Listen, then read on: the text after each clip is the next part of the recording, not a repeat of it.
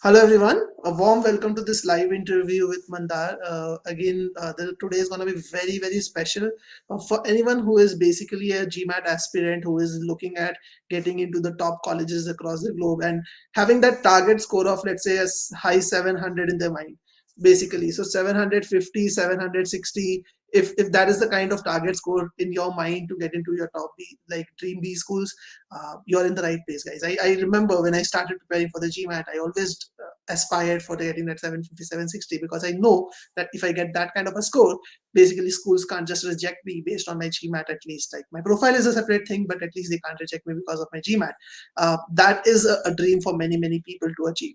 And today we have Mandar with us, who has actually not just achieved a 750, but has been through the entire process of actually where he was not able to get to the score in the very first attempt. He, I guess, scored a 650 in the very first attempt of his, but he did not give up hope. He made sure that he puts in the effort required, works on his weak areas, and finally he improved his score to a 670 in the second attempt and a 750 in the third attempt itself.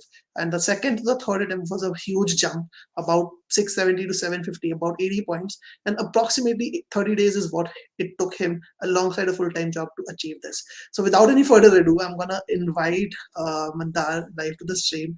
So a warm welcome, Mandar. How does it feel to finally get to that dream score of yours? Oh, thank you, Piyush. And yeah, it feels really good. I mean, a long journey for this, and definitely had always aspired to be on a part of at least a 730 score, and getting there, it definitely feels good. So thank you for inviting me. I'm really excited today to hear from your results. Again, like getting a 750 is one thing, but fighting for it is definitely another thing. And there are many people who actually give up hope when they see their score stagnating around 650, that mark. So we'll definitely come to that and talk about in depth Yes. about your entire journey. But let's first start with your quick intro. Like, just tell us about what you do, just a bit about yourself and which colleges have you applied to, and all of that. Sure. Sure. So, as you already mentioned, my name is Mandar Harshe. I come from Gandhinagar city of Gujarat, and education-wise, I graduated in mechanical engineering. Post that, I have an MBA from Symbiosis Institute of Business Management, and I was recruited with GSK, GlaxoSmithKline Pharmaceuticals. It's a global healthcare company. And it's been 3 years with this company across various roles in various cities, be it sales, marketing, brand management, leadership roles, strategic roles. So yeah, a full-time job, and apart from that, GMAT journey. I first, as you said, my first attempt was in August, where I scored a 650. In October, I scored a 670, and in December, I scored a 750. And post that, I have applied. I have applied to four colleges: to NYU Stern, to Cornell, to Kellogg, and to Emory. I have applied to the one-year programs as I am more focused on the elective parts and the pathways rather than just the core majors, which I think I have already studied in my Oh. MBA. So yeah, Mhm. so yeah, that's Good, about it. good. And you already had an interview with Kellogg, basically, a few days Yes, back. I have. I Great. had an interview with Kellogg. Yes. All the best for that. So let's hope Thank it you, turns thank you. out. Yeah, let's hope that. Okay, so let's get started from the very beginning. You mentioned that you took the first attempt in August. So when is that? Did you start your GMAT journey? As in, when did you start preparing? And which resources did you start with? What was the initial, let's say, the first few things that you did as a student, basically? Correct.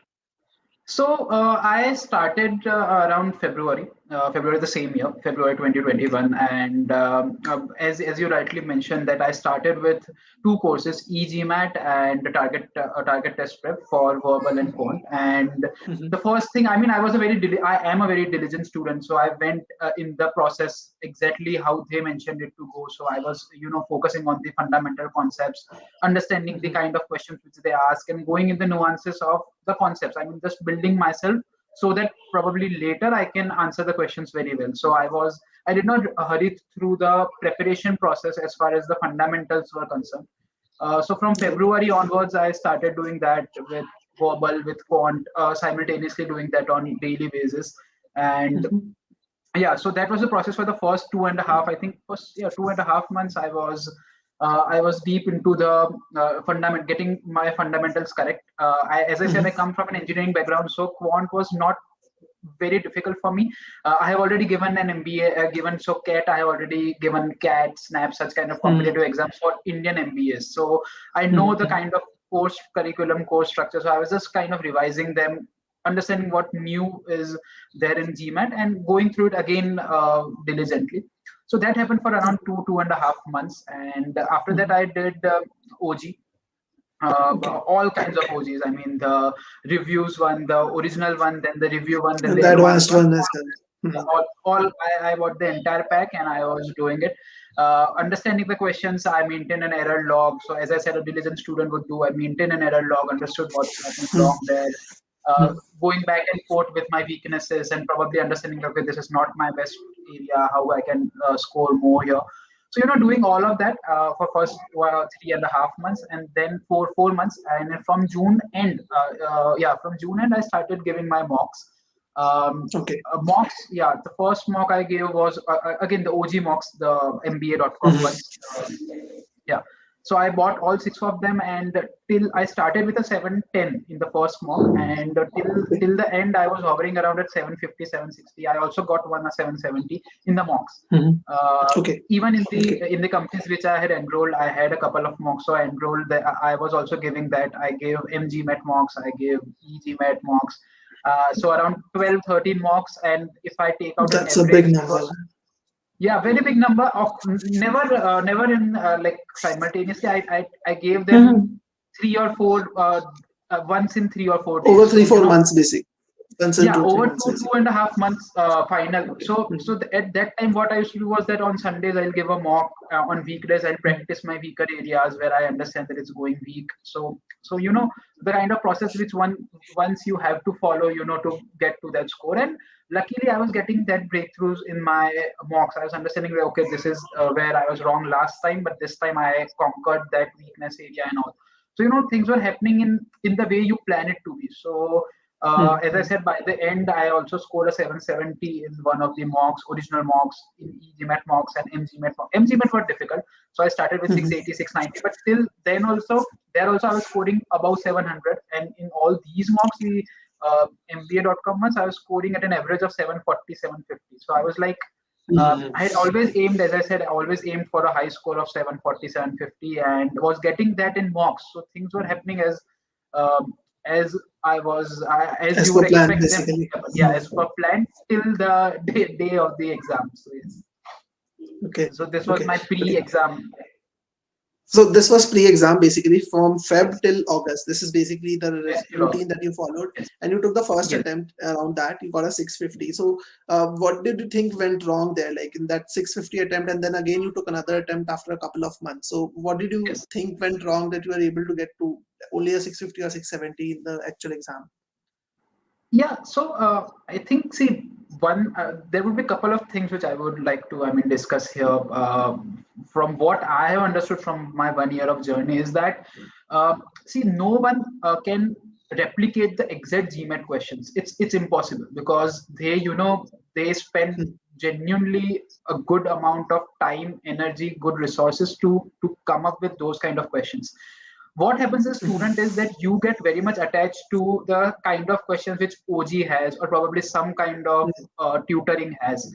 And then when a different kind of question comes, obviously the format is same, but then a different kind of error or something like that comes, you are suddenly taken aback. So for me, that happened in the couple of mocks, that certain area, in the first mock it was in the first attempt it was CR, in second attempt it was SC, that the questions which are coming were really very different from what I had generally, solved. And trust me, I had solved thousands of questions with OG and with so what happened was that I was just taken aback.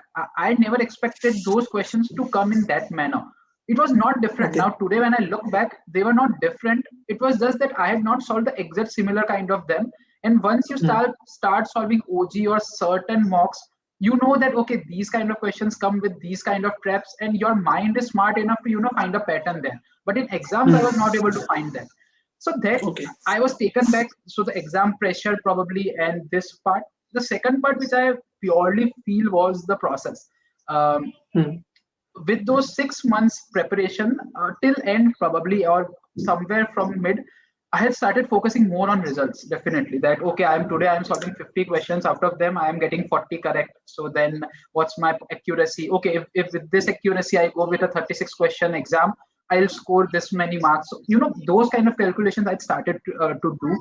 And what happened was that things don't work in that way in GMAT. I mean, if you don't give due respect to the process of each and every question which you have to follow, your exam is going to take a toss. And that happened with me very strongly in both those exams, I'm sorry. So I realized, I mean, that was a point where I realized after the second exam that, okay, uh, at this point of time, I think my process needs to get, I mean, solid.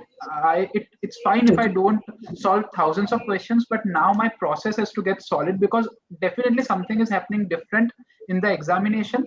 So there is a gap. And you don't. It takes some time to identify what gap it is, because your formulas are working. Your formulas are working in the mocks, but they are not working in the exams for some reason. So then, you have to find that. And for me, I realized that it was the due diligence which has to be given to the process of solving each and every question. Those 36 questions you have to solve with equal respect. Don't give a thought about the last question. Don't think about next question. You have a 1.5 2 minutes for this question. Follow the process which you have devised for yourself, which has been told to you. Follow it for each and every question. And I'm talking about verbal as of now. I think most of the part I will talk about verbal, because that was the Because part that's where where I the was major struggling. improvement has come from. Exactly. Quant, I was at 50 49, 50 49 in any case. So it was, for me, it was not a big challenge. But verbal, I think I went from 242 from a 28. So it was a huge, I mean, improvement. So in Fluctuation that was way, happening. yeah. So I think these two areas is something which I now, when I look back, I realize that, okay, I was doing it wrong. So on the very valid point you mentioned about this process bit, and then really interesting that you realize that there's something wrong with the process. But when I speak to people, like I speak to like at least 5 to 6 new people every single day, and many of them are like people who have been scoring around 650 in the test. And when I tell them that, when I ask them what is your problem according to you, they come and tell me that, okay, I think I know all the concepts, I know everything, I know the process as well. My main issue is time management. So very rarely people kind of understand that what they are using as a process is the core issue. They tell me that I know the method, it's just that I'm not able to do it in time. So I have to explain that to them. So when did you come to this realization that you are mentioning that, okay, my process was wrong? How did you come to this realization, basically? I mean, I think somewhere in between first and second attempt, what happened was that in my first attempt, my CR went for an extreme toss. I think I was at 20 percentile. And Okay. CR is something which I really like. I mean, like to read it, understand it, and do it. But I was somehow, and that you have to do pre-thinking. I mean, every aspirant from probably nowadays knows that he has to do pre-thinking. He has to understand the meaning of the argument given, and then understand what probably is the conclusion, what's the premise. Everything I mean, each and every aspirant knows this. Any tutoring class you go, they will teach you this. But then. For me, from first to second attempt, I realized that I was not, I mean, for me, it was taking CR, it was taking 2.5 minutes, 3 minutes. And then what was happening was that I was spending a lot of time when I saw the ESR for my first attempt. I was spending a lot of time on my first half of the verbal. And then the Okay. second half of the verbal was taking a toss, and I was obviously thinking that probably I'll get faster. But then, as you do right questions, the difficulty increases, so you can't do it faster. So I think that was the time when I realized that, okay, the issue is not with time management. It's not with that. It's with the process. It's with the fundamentals where I am getting it wrong. Given that I know that the clock is tickling, I am skipping a step, and that's happening subconsciously. That's not something which I am doing. I know that, okay, I have to do pre-thinking, I have to find the conclusion, but then somehow my mind is skipping it just because, oh, time is clicking. Oh, I need to go to the next question. So at this point, when I'm solving a certain question, I'm thinking about when will I reach to the next question, rather than thinking about when I'll solve this question in a diligent manner. So I think somehow that was the Your time focus when, was basically yeah, divided between what you did last and what is going to come next, and the top yeah, clock and the exactly. question that you were solving, Yeah, and it was basically. like, okay, so I understood the premise. Okay, this is it. Okay, okay, what are the options? So suddenly you know, and once you start seeing the options, your mind starts thinking about the options. It does not think about what was the argument, what was the conclusion. It just, its attention goes there. So then, as I said, this exam is definitely of, I mean, discipline and, due diligence of solving each and every question. Even if you feel that you have understood it, then also probably, I mean, do that process of understanding that each and every part of the statement. So I think that was between the first and second attempt, I realized it. I could not execute it completely in the Replicated it second in the attempt. second Yeah, but then by the end of second attempt, I was completely sure that okay, it's not a time issue. Because had it been a time issue, it would have bothered me in quant also. How can I solve the same? I mean, it's the same exam. So then it's just that Very in valid point. quant I'm stronger and I'm doing questions, I'm doing it couple of minutes earlier than the entire exam time is given. So it means that the exam is same, it's verbal or quant. So then somewhere I'm only lacking in the process. So yeah, that was probably the time when I realized it. Very valid point. In fact, this is something which many people just mention that okay, I am good in quant, bad in verbal. That's where they stop. That okay, they are two different things. But it's important that you treat both as equals and actually understand if you're good in one, you can be good in the other. So that's a Correct. very important lesson, Mandar. Definitely. So let's talk about the third attempt. Like we talked about the first and the second attempt to use eGMAT and target Yes. test prep material Yes. around that. And if I understand correctly, for your third attempt, when you scored a 750, you used the GMATWhiz platform. So Yes. first of all, after using two courses again, eGMAT and Target Test Prep are already pretty renowned in the industry. So I've worked with those two. So why did you think about enrolling to another course at that point of time, like GMATWhiz? Like, what was the thought process in your mind at that time? So, frankly speaking, I when I had to take the attempt of GMAT, I knew my date. It was at around 20th December. I had fixated my date because that was probably the last date which I can take if I have to apply for the round two one. So I was like Hmm. very much sure. After the second attempt, I decided that okay, I need to clear my mind space. It's been a long time. It's been 6 7 months. I have been preparing, and the results have not coming. So I think it's time to just take a rest, take a step back, and probably just calm down a little bit. But I was very sure that I'll take the third attempt at around 20th December. So around by 2021st of November, I was looking at the courses to do what kind of courses. I mean, now after solving thousands of questions, the another question arises that from where to bring the question bank, from where to start doing it. And that's where I came up across GMATWhiz. I had only two requirements, if I be very honest. One was a mentorship, a genuine a genuine mentorship where I'll understand where I'm going wrong. And second was, and also the one who could make curated plans for me on daily basis. And second was a good question bank, a quality question bank, because I didn't want to, I didn't have time as well as I didn't require to go deeper into fundamentals. I had done a lot of fundamentals.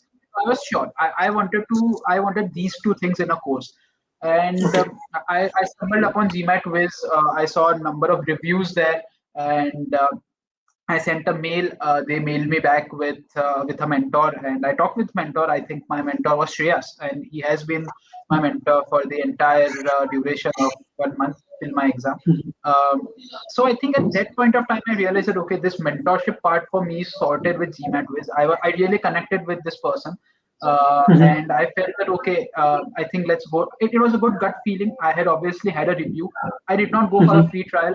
I saw the reviews. I had once done a GMATWhiz free trial and I had solved certain questions. So I knew that it was a quality level question bank. So I was like, okay, let's go for this. The mentor is good, and I'm sure that together we'll be able to, at least plan and try to do something new than what I have done till now. So that's when Okay. GMATWhiz, yeah.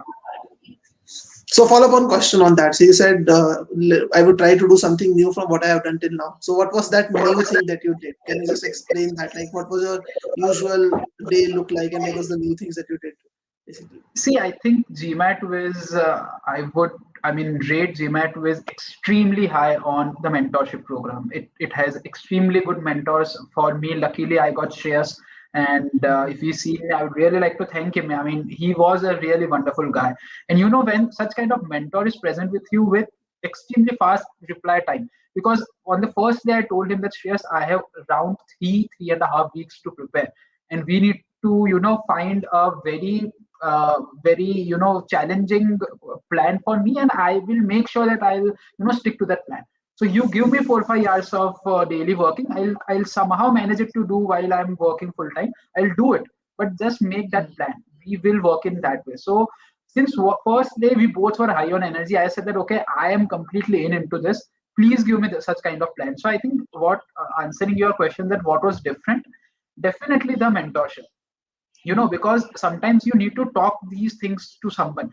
And GMAT is not like another exam, probably a CAT or your school or college exams, where it was a community based learning. This is a very individual, independent way in which you are learning, and probably a lonelier place, I feel, always, because you don't have a lot of people to discuss through. And GMAT club, thousands of people are discussing thousands of things, so there's too much happening.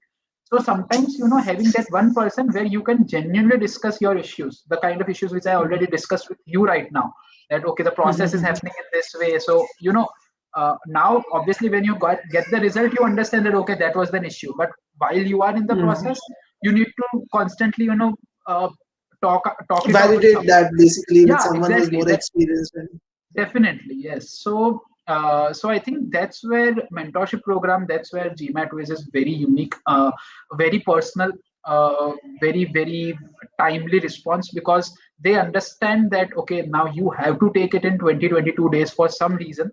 Then I also need to be that much faster in creating plans, in creating feedbacks, in creating, that kind of proactiveness is required. And for that, I think GMATWhiz, I mean, I'll give 100 out of 100 for GMAT, even more for that. The second was definitely I felt that the question bank was very good. I did more of verbal. I'll again be very honest. With quant in the last attempt, I practiced very nominal, just around 45 minutes per day. I was like, okay, I just have to be in contact with it. I have certain weaknesses. I'll just be in contact with quant. I'll focus more on verbal. So the question bank is extraordinary with the kind of, I mean, you can filter out each, and I was doing medium and hard questions, so you can filter out the topics you want, the kind of, that, okay, my weakness is probably inference or assumption in CR, then I'll just filter out that kind of questions. So that was happening very well. The second thing was obviously the AI based approach. I mean, that's where I don't have to think that, okay, after seeing data, that, okay, I'm doing wrong here and here, so now I need to practice. If the system has at least 30-35 questions, it in itself gives me recommendations that, okay, you need to do this, you need to do that, this is your weakness area, Mandar, do this. So then, while my mind already knows that, is it that my assumption questions are getting wrong, but then after a couple of days, the AI tells that, okay, practice more on assumption, go back to the foundation slide and do that.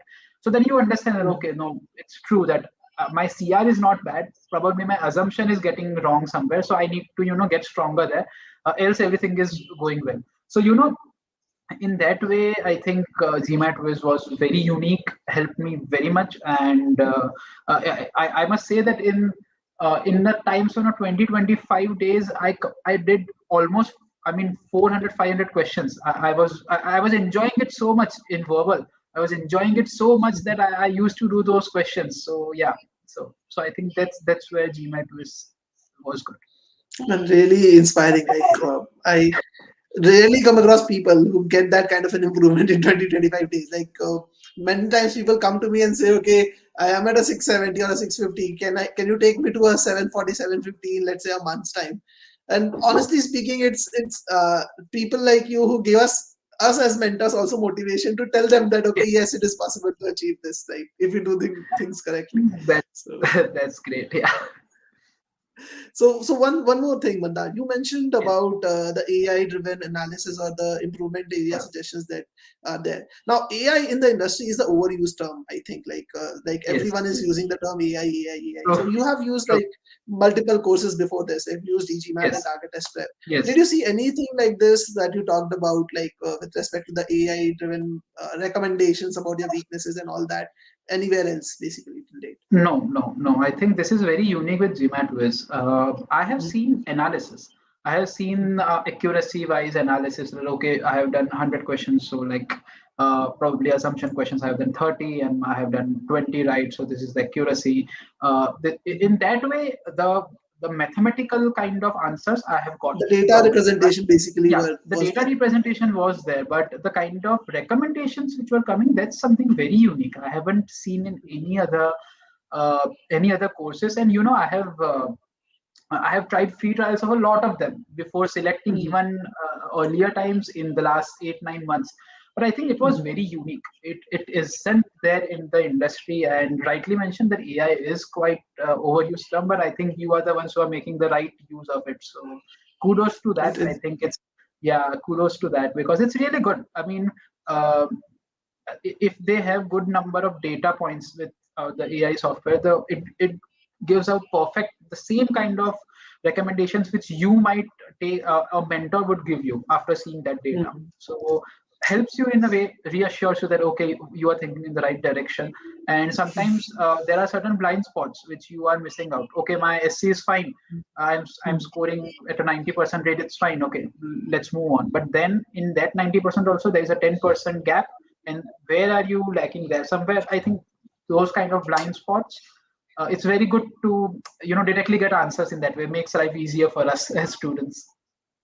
No, definitely. And then this is the power of data. Basically, what I feel is that again, Shreyas, definitely kudos to him. He's a great mentor. He has helped so many different students So use the online course alone without any tutoring and get to their dream scores. So he has yeah, definitely generated great results. But what I also feel is that it is at the end of the day, it's data powered with that definitely, intellect of the mentor that kind of gives you the right outcome at the end of the day, definitely, basically. definitely, definitely. So someone doesn't have to sit with you all the time. They can just look at your Yeah. performance, basically understand Yes. exactly where you're going wrong, use their experience, tell you exactly this is what you need to do, and you focus on that. Very true. Very So true.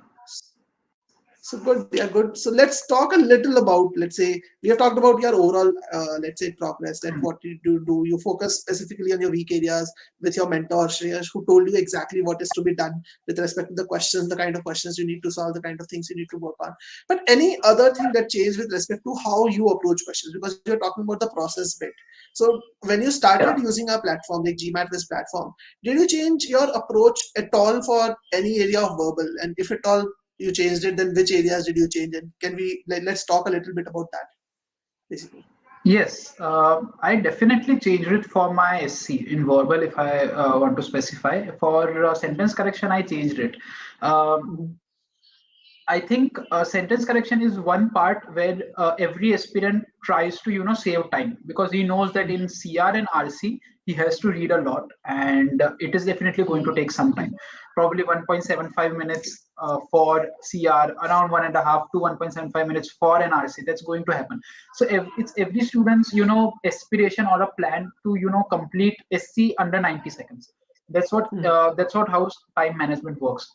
My plan was obviously the same, but it was never getting executed in my examination with SC. I could never complete it under 90 seconds, and somehow it was not happening well.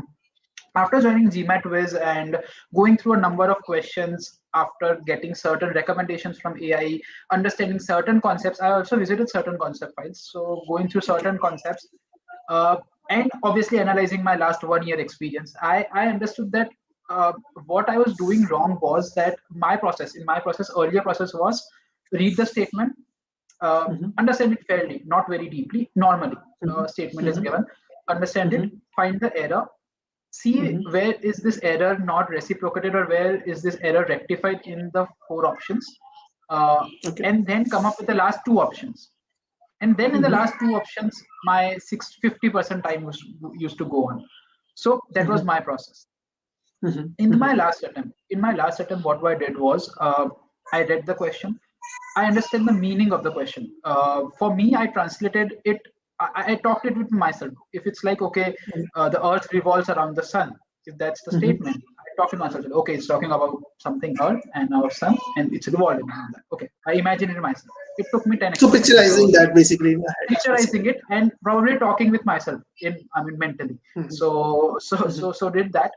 Now I know that what the author is trying to say with this statement. I know its meaning. I know what the meaning has to be said. Now my aim is now to find 5 statements. Out of these 5 statements, in which statement is this meaning getting said in the best possible way with least grammatical errors. First Okay. of all, it's not zero grammatical errors. Obviously it will be, but sometimes what happens is that, okay, this statement doesn't look right, so it's wrong. Hmm. But then it Hmm. doesn't You look don't have right, a solid but then, rationale basically behind yeah, that. but there are no grammatical errors. So find 4 short grammatical errors in those 4 statements. And those grammatical errors could also be a meaning error. That's fine. If in some statement everything is correct, but it's coming out in the meaning that sun is revolving around the earth, then that's a wrong statement. I mean, GMAT wants that you have at least some kind of logical and a common sense. So then it also tests you on that. So my process changed completely in my last attempt. I was like, okay, I read this statement, I understand the story's meaning. Now I have 5 statements. Which one of these 5 statements is giving me the best meaning, the best sentiment of the author with the least grammatical error? Have I identified Okay. 4 short errors? Okay, now the 5th one is the answer.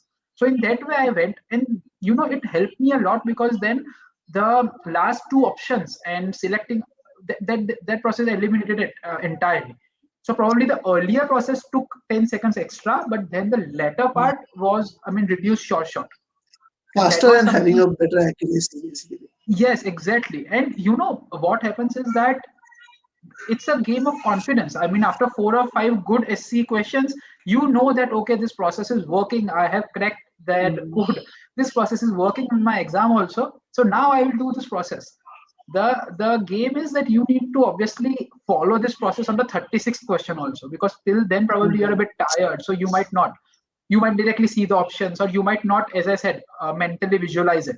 That is something which that was my process, which I mean, devised after an year of experience. Some other student might have some other process, but what is important is to follow it for I mean, each and every question of the 36. Question. Yeah, so I think that changed for me completely. If I talk about SC, and I think my percentile with SC also improved. I think it's among plus 90 plus percentile or something, and the time is also very less. I knew it in my exam. I was getting more time for CR RC and CR. So yeah, I knew that, okay, this is happening in the right direction. Exactly how it happens in mock, it's getting translated in the final exam for the very first time. So I was like very happy.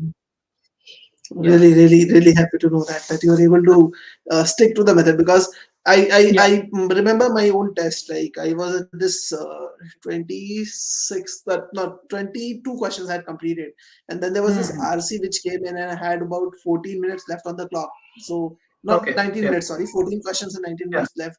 19 And minutes. Okay. I started panicking, and I started speed reading through the RC Yeah, basically. it goes. So It goes wrong. yeah, but For but but for I for my but I stopped yeah. after 30 seconds basically, and I rewent to Yeah. my own method. Thankfully. That happens, and that starts to happen subconsciously. Probably it's the nature of the exam, or in the exam hall you are there.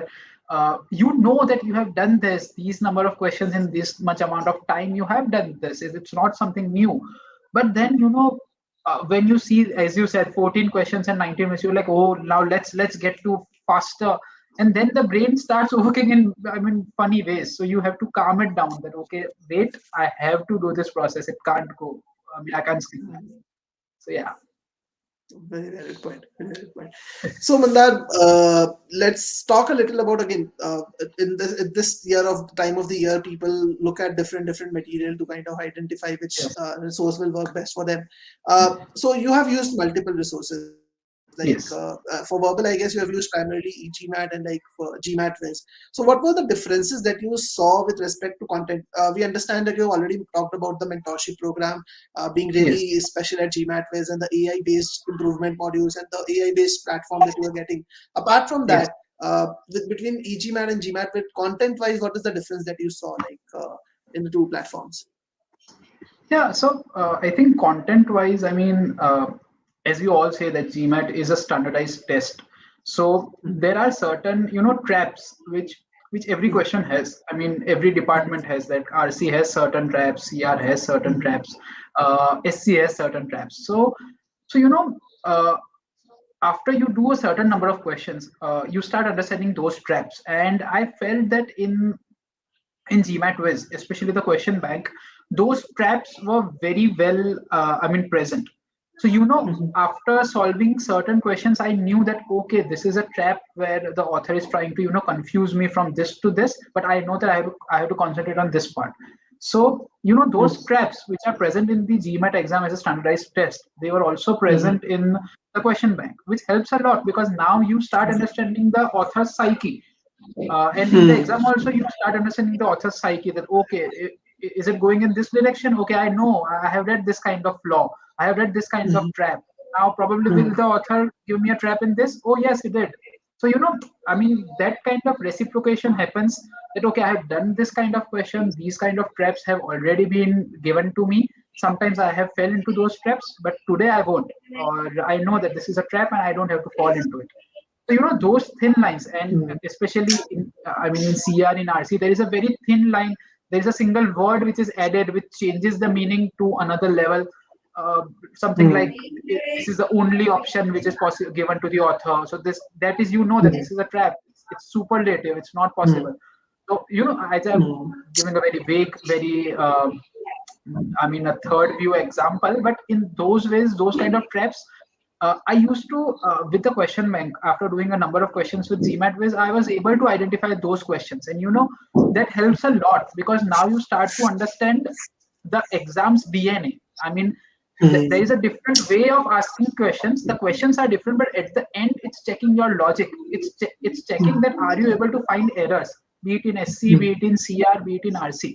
There are certain flaws, certain logical flaws, certain kind of grammatical flaws. Are you able to identify that? And I felt that a number of such flaws have been rightly placed in our question bank, in the GMATWhiz question bank. So that helped me a lot. Okay. Any other difference did you see with respect to content, basically, apart from the question bank? Yeah, Let's say with respect to the methodologies being taught for solving questions, anything like that, basically. Methodology, as I already mentioned, the SC methodology was definitely something which GMATWhiz proposes, the meaning one and something like that. So that was definitely what I took from GMATWhiz. So that is definitely there, that process. Second, that I felt that it was in very depth.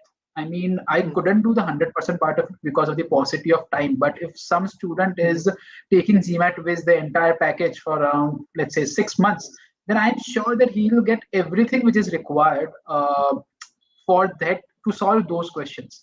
Because I did, as I said, after the AI suggested a number of things, after I also realized that okay, a couple of things are not going right and I might go and see my foundational areas, I went through that courses. And when I saw that, when I solved those questions and the practice test and again the topics and those kind of iterations, I realized that it's a very, very comprehensive course. So if someone is beginning with a 0 and wants to go to, let's say, a 780, he has everything which is required in this course. So there is nothing which you'll have to, okay, so 60% is done from GMATWhiz. Now I think 40% I have to do from somewhere else. I don't see that. There are easier level questions, medium level, and hard level questions. So I think everything is covered very well. It's very comprehensive. And the process is the CR process, the RC SC process. Something is something which I incorporated. Some of it I was already incorporating, but because I was not a part of GMATWhiz since the beginning, but some of it I incorporated after being a part of GMATWhiz. I think both of them. After I feel that it's a great platform to just learn from 0. I came at a very later stage, but if someone is also thinking of starting from 0, very good course. Very valid points and very, very interesting insights. So if the audience has any questions, I see about 8 to 10 people are there live watching us, and the audience has been really, really silent today. I don't know why, but I think they're also enjoying the conversation that we are having. So generally I see I'm like glad. I'm 7, glad. 10 questions over here. I'm glad. so Really so happy so to take just questions. basic. So I think they are already getting to answers to most of their questions, so that way. But let's see if True. there any questions come up, we'll take them up. But last question from my side, and then we wrap the interview if there are no other questions from the audience. So Correct. basically the exam day, like we have been through the test 3 times, so that anxiety, that pressure that kicks in, how do you Yes. control that? Like, how do you control that anxiety on the day of the test, basically? Or what do you do before the test, or let's say during the test, whatever, to control that anxiety? I mean, yeah, everyone has different processes, obviously, to cope up with that anxiety. Uh, Mhm. for me, I think what worked in third was that not thinking at all about, I mean, what's going to be there in the test. Since, I mean, not thinking at all. I mean, you have planned a lot, you have done a lot of Mhm. things. Your mind is smart enough. I mean, trust your mind for a time being and just stop thinking about, how am I going to solve questions? How am I going to approach certain questions, what time, in how much time. Okay, if I give 8 wrong answers, I will be landing at V38, whatever, those kind. Leave it up. In all the earlier attempts, somehow, in conscious or subconscious way, I was thinking about all that. And I won't lie that any aspirant would think, because I mean, at the end, you are going there to get a good result. It's not something that you're not going for a charity where you don't want anything in result. You want that exam to give you a good result. So it's very obvious that you are going to think about what score I'll get, how will my verbal go. If my verbal goes this and quant this, then I'll get, so there are a lot of questions which go. And for me, it was, I mean, I was going to the center for the fourth time, same center, almost 8, 10 places. So, I mean, the same uh, computer seat for Mhm. second, third time. So definitely, those past memories also haunt you. Experiences also. But yeah, exactly. That, I mean, you have been here, and I mean, the process has been well for you, but the result hasn't been. But then, okay, don't go with any preconceived notion. Just go there. I mean, it's very easier to tell for me right now, but I mean, it took me 3 attempts to reach that part where you don't think at all. But in my last attempt, all I was thinking was that, okay, see, I already have a 670. I don't think anything can go worse than that. So I don't have anything to lose. Even if I get a 10-point improvement, it's fine. If I don't, I'll see what I can do. I'm not going to leave this exam. I'll crack it one day or other. So let's see. So I was in that zone. I was not thinking about the exam at all. And Okay. yeah, so I feel that do that. And I mean, don't think at all. Just trust your mind, because it is smart enough. If it is doing good things before the exam, it will also, I mean, be with you in the exam. So you have to trust it. And at certain point of time, you have to give yourself that reassurance that, okay, I mean, things are not that much serious. It happens. If it happens, if it won't happen, you'll come again. It's fine. So, in getting in that zone, at least it's important. Having good friends, good family to just, have your support and not getting bogged down by this pressure definitely helps. Be very well hydrated, eat well. Have in those 2 breaks, ensure that you, I mean, wash your face. You have some protein bars or bananas or anything. Everyone has, as I said, different kinds of ways. But be energetic, and once it's done, leave it. Once it's done, leave it. For Mhm. me, in the first attempt, I know that for the first 10-15 minutes, I was very much under pressure, not consciously. Mhm. If you talk to me, then it would be like, okay, this is a normal Mandar talking in a very normal manner, but my mind was under pressure. Today, when I Mhm. see back, I realize that. And what happens is that when it's under pressure, the creativity, I mean, it goes away. And GMAT requires creativity. It requires you to think, as I said, to imagine certain things which author is trying to tell. So last day things, I would just suggest that be very well confident, and it's a matter of 4 or 5 questions. And please don't be, I mean, disappointed with those 650, 660. As I said, it's a 5, 6 questions game. If you do them right, you get a 720, 730 plus. So uh, Mhm. in my entire process, I never doubted myself. I obviously doubted my process. I have been a diligent student, so I was doing things diligently and not getting results for the very first time in my life. So it definitely boggles you down. But getting that part, that you trust the process and one day it will happen. I think that Mhm. worked for me. That is very I important. hope, yes, and I'm sure it will work. I mean, if every student, every aspirant, as you said, that a lot of them do give up, but if you have been working hard, and if you have been at least giving, I mean, 1 attempt, 2 attempt, don't give up. Just, I mean, things will happen. Definitely, yeah. No, that's very, very important. In fact, we had this one student, since you're talking about the confidence and believing in yourself, we came across this one student, Vasu, who came to us after 7 attempts on the GMAT. Seven Oh attempts. my. Can you Oh, imagine that? Like, and his highest ever quant score was a 46, basically. Highest ever quant oh, score was 46. And that was highest ever, not consistent either. He came to us with the eighth attempt, believed in himself, worked with us. In the eighth attempt, he got a quant 50 basically. and oh, and that to me oh, is believing in yourself. Yeah, this is very, definitely. very important. Yeah. Definitely. And at some point you need to believe that okay, you're not the first one who is not getting in the first attempt. Okay, this test is such, it is an adaptive test. It genuinely tests your ability as well as your logical power, and that's something which is not very much ingrained in our education system, to be very honest. So I mean, not being completely boggled down seeing a 650 on score, I was completely shattered for a couple of days. But today, if I look back, it's like it's fine. I mean, it's Hmm. five six Why questions was here I and worried? there.